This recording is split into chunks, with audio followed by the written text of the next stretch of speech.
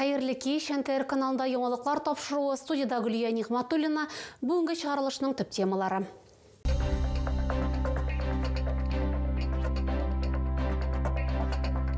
Түбән Камада ОРВИ һәм грипп белән авыручылар саны кимегән. Әмма саклану чаралары күрү мөһим ди табиблар. Яшүсмерләр һәм педагоглар өчен заманча мөмкинлекләр. Түбән Каманың 60 еллыгына беренчеләр йорты ачылачак. Профилактик рейд, тоннель операциясы кысаларында 20дән артык юл хәрәкәте кагыйдәләрен бозу очрагы ачыкланган. Бу безнең шәһәр Түбән Камага 60. Бу очрашулар безнең ике телдә булачак. Абдулла Тукай исемендәге үзәк китапханә яңа проект башлап җибәрде. Нәфис сүз осталары игътибарына. Муса Җәлилнең 120 еллыгына багышланган сәнгатьле уку конкурсына гаризалар кабул ителә. Узган атнада Түбән Камада ОРВИ белән авыручыларның 451 очрагы теркәлгән. 50 кешегә грипп диагнозы куелган. Роспотребнадзор мәгълүматларына караганда, әлеге күрсәткечләр узган елның ахыры белән чагыштырганда түбәнрәк. Шулай булуга карамастан, белгечләр профилактик чараларны үтәүнең мөһимлеген искәртә. Теманың дәвамы алдагы материалда.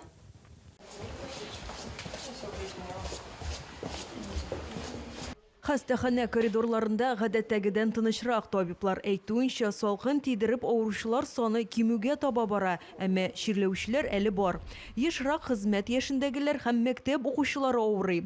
Табиблардан киңәш: балагыз хәлсезләнә икән, аны уку йортына җибәрергә ашыкмагыз. Әгәр дә бала чирләсә, баланы өйдә калдырырга кирәк. Кайбер әни кешеләр инде борынындан әзрәк кенә ага инде, чут-чут кенә ул теге тишкергән иде, әзрәк кашлы барды, температурасы әз генә булды. Мин садикка илтем, эшкә барырга кирәк. Алай булырга тиеш түгел инде. Бала чирләгәчтән ул өйдә калырга тиеш. Шәһәрдә грипп йоктыручылар да бар. Узган атнада әлеге диагноз 50 кешегә куелган. Бу сан узган елның ахыры белән чагыштырганда кимрәк. Шулай булуга карамастан, саклык чараларын күрү мөһим дип кисәтә Роспотребнадзор идарәсе җитәкчесе. В больницах мы ввели масочный режим для медицинского персонала. Хастаханәләрдә без медицина персоналы өчен битлек режимы керттек. Мәктәпләрдә иртәнге фильтр үткәрәбез. Максаты авыру симптомнары булган балаларны ачыклау. Чөнки 2025 ел ахырында без кайбер сыйныфларны карантинга җибәрергә мәҗбүр булдык, ди Рөстәм Изиятуллин. Табиблар салкын тидермәс өчен гап-гади кагыйдәләр үтәргә киңәш итә. Җылы киенергә, кеше күпләп йөри торган урыннарда мөмкин кадәр азрак булырга, сәламәт тормыш рәвеше алып барырга. Үзегезне начар хис итсәгез, кичекмәстән хастаханәгә мөрәҗәгать итегез һәм үзлектән дәваланмагыз. Альбина Вәлиева, Светлана Шумкова, Максим Липин, НТР яңалыклары. Түбән Камада яшүсмерләр һәм педагоглар өчен заманча киңлекләр булдыру турында фикер алыштылар. Очрашу шәһәрдәшләр катнашында ачык әңгәмә форматында узды. Беренчеләр йорты Түбән Каманың 60 еллыгына бүләк, ул Илдус Садыйков исемендәге балалар һәм яшьләр иҗаты сараен үзгәртеп кору кысаларында төзелгән. Бу Россия өчен уникаль проект. Аны төзүгә 300 миллион сумнан артык акча сарыф ителгән. Хәзер төп эшләр төгәлләнгән, җиһазлар белән тәэмин итү эше бара. Беренчеләр йорты ишекләрен апрель айында ачар дип көтелә. Яңа үзәк фән һәм иҗатны үстерү, шулай ук буыннар бәйләнеше, тәҗрибә уртаклашу өчен мәйданчык булырга тиеш. Тоннель операциясы кысаларында 1 сәгать эчендә юл хәрәкәте кагыйдәләрен бозуның 20дән артык очрагы ачыкланган. Түбән Кама дәүләт автоинспекциясе матбугат хезмәте хәбәр иткәнчә, иң киң таралган хокук бозулар: номерсыз язылышы үзгәртелгән номерлар яки аларны идентификацияләүгә каршы махсус материаллар кулланып йөрү. Моның өчен штраф күләме 5000 сум тәшкил итә яки 1 айдан 3 айга кадәр машина йөртү таныклыгыннан мәхрүм итү каралган. Түбән Камада Качману бәйрәменә 8 коену урыны оештырылачак. 9 гыйнвар көнне шәһәрдәшләр Красный Ключ бистәсендәге чишмәдә су керә алачак. Моннан тыш Кама аланында алан я гараж кооперативы территориясендә дә чуму өчен мәйданчык оештырылачак. Авылларда исә бәкеләр ясалачак. Булар Иске Шишмә, Ширемәт, Келәтле, Ачи, Прости һәм Югары Уратма авыллары. Качману бәйрәме төнендә 18-ннән 19-на Түбән Камада 2 номерлы трамвай эшен озайта. Транспорт төнге сәгать 1-гә кадәр йөрәячәк. 21 сәгатьтән соң трамвайлар хәрәкәте интервалы 10-20 минутны тәшкил итәчәк. Соңгы вагон деподан төнге 1-нче яртыда Красный Ключ бисәсеннән 1-дә китәчәк. Шәһәр администрациясе матбугат хезмәте хәбәр итүенчә, Түбән Каманың башка трамвай маршрутларының хәрәкәт графигы бу көнне үзгәрешсез калачак. Сөйләр яңалыкларыгыз, уртаклашыр хәбәрләрегез булса, шалтыратыгыз, языгыз, килегез. Безнең номер 8917 90 73 077.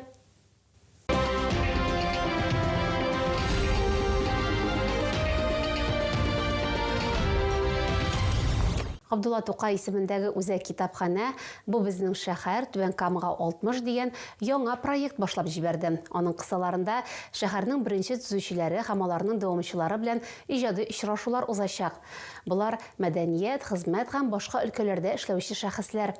Беренче кунак Тулпар халык биюләре һәм җырлары ансамбленә нигез салучы һәм аның җитәкчесе Илдар Шәяхмәтов.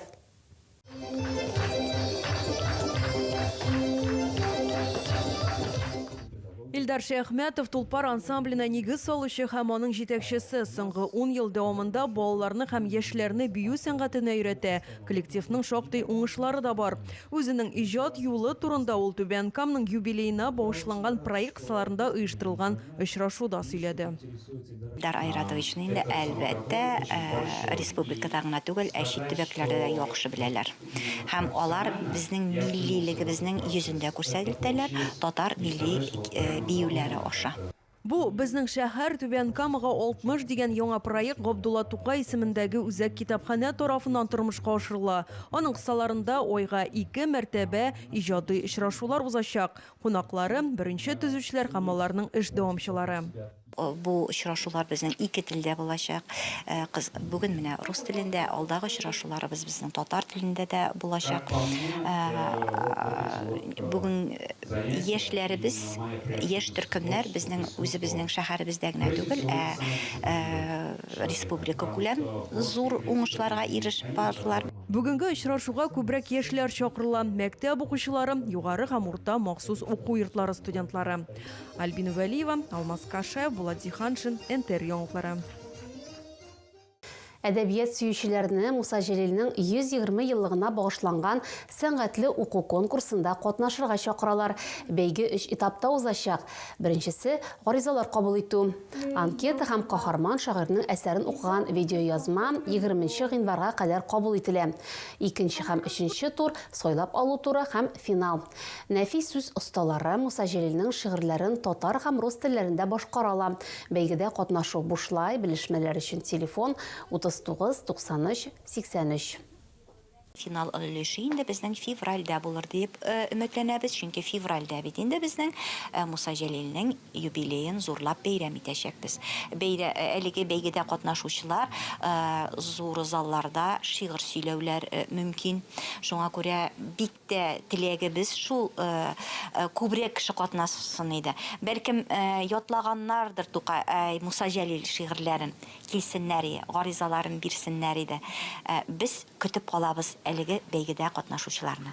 Әгәр сезгә яңалык ошаса, яисә күрми калсагыз, безнең тапшыру кич 11-дә һәм иртәнге сәгать 6-да кабатлап күрсәтелә. Чыгарылышлар ВКонтакте челтәрендәге Татарлайф аккаунтында да урнаштырылып бара. Макс төркемендәге рәсми аккаунтыбызга рәхим итегез. Безнең белән бергә булыгыз. Бүгенгә менә шулар. Күңелле һәм файдалы еллар сезгә.